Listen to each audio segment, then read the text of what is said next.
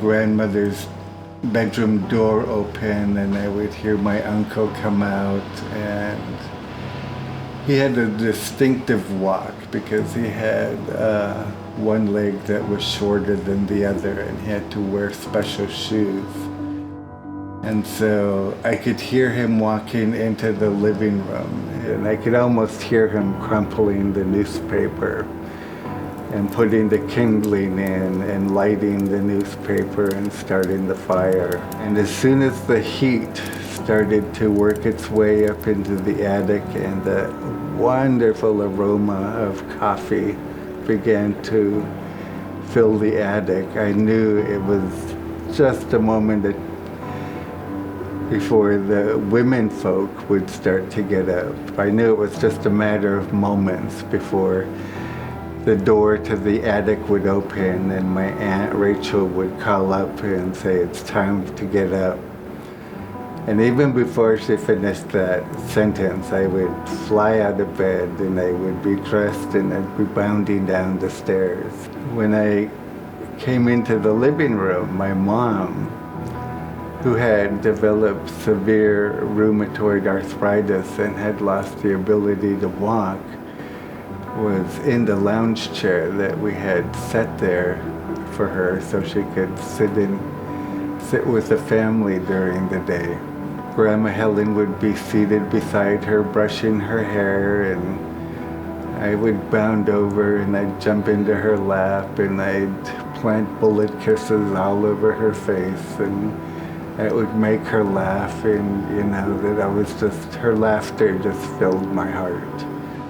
That's how each day began for me, and I really, it's such a comfort to have that.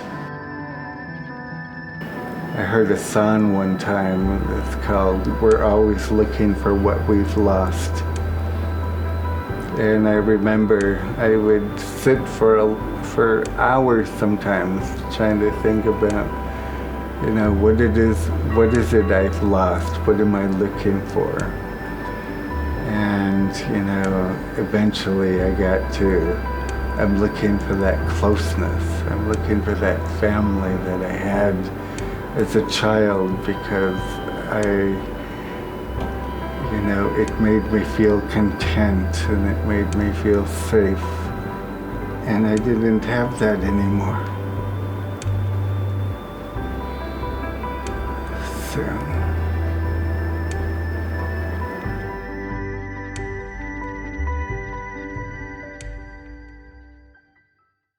My name is Bill Hall, and I am a Tlingit Indian from Southeast Alaska. I am also a person living with AIDS and have been for well over 33 years now. When I was first diagnosed, I was really angry and really upset.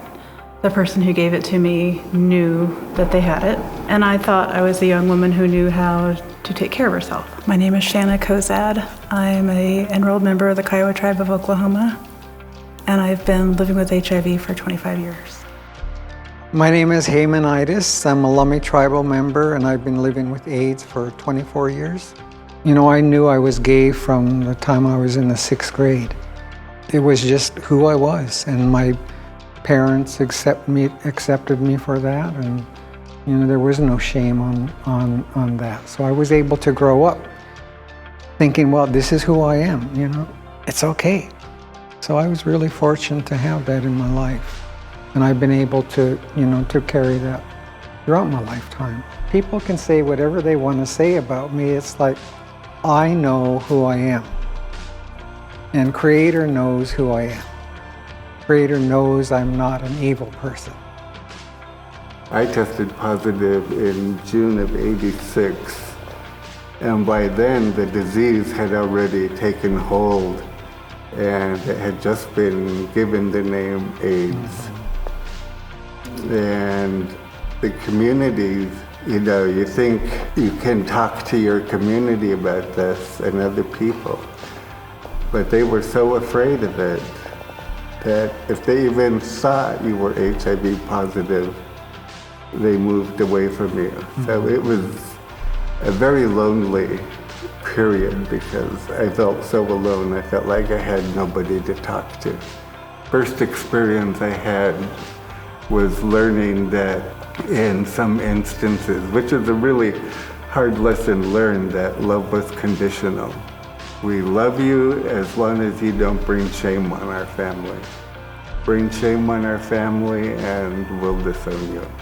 I think of myself as the reluctant advocate because I'm so not the person to be doing this because I'm so nervous about speaking in front of people. I approach, this by trying to get at that human element, by telling them, just what HIV does to you. It impacts your whole life. Life as you know it ends when you become HIV positive. And I don't think people think about that when they think about HIV. They don't realize the impact. I know 3 natives who were so ashamed that they found out they were HIV positive. They lived in constant fear that family and friends would find out and they would be disowned, that they never sought treatment. And because of that, they died. And I think somehow that story needs to be put right out there.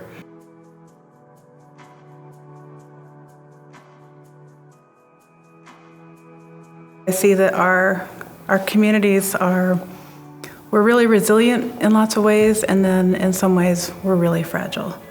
And so when you talk about having HIV in a Native community, it gets real tricky, and a lot of people are afraid of you, and I've experienced that, and so it can be really, really hard because we come from proud people with strong heritage and strong culture, but we want help just as much as the next person, and so.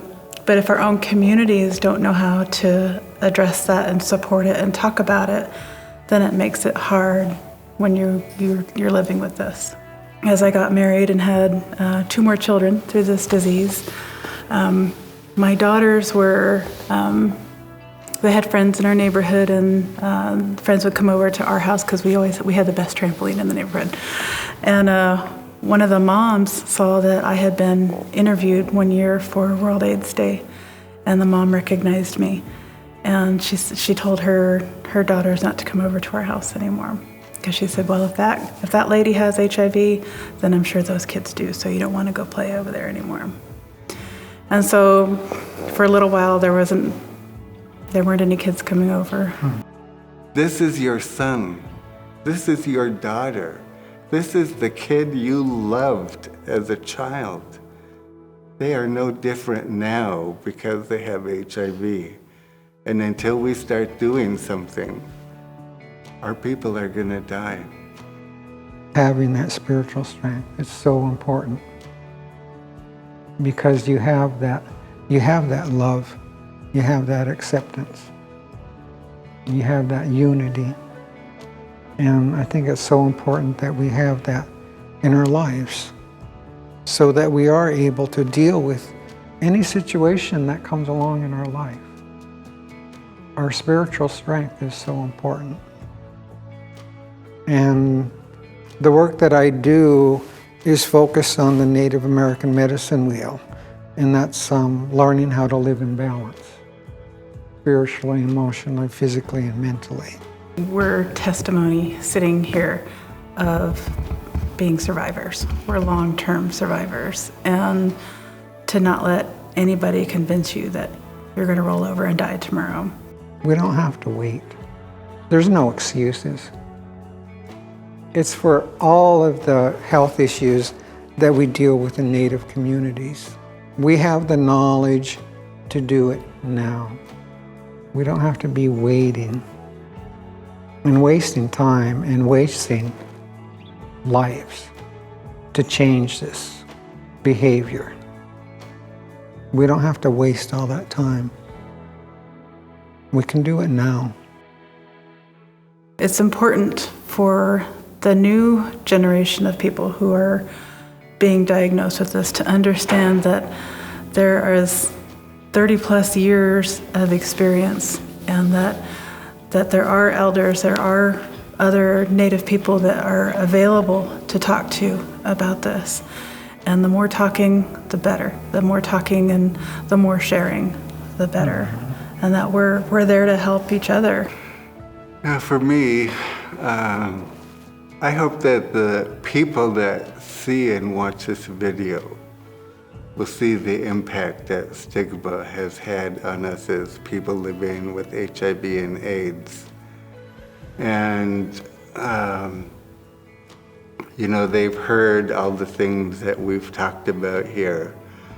You know, maybe there's somebody out there that has an idea or has, you know, something that they think would help. And, you know, it really is about stepping up. There is something that happened in our lives that made us step up and become advocates for this. And it really, it's gonna take so many people and talking about this, and there's such, I keep saying, such a daunting task that it's gonna take more than one discussion.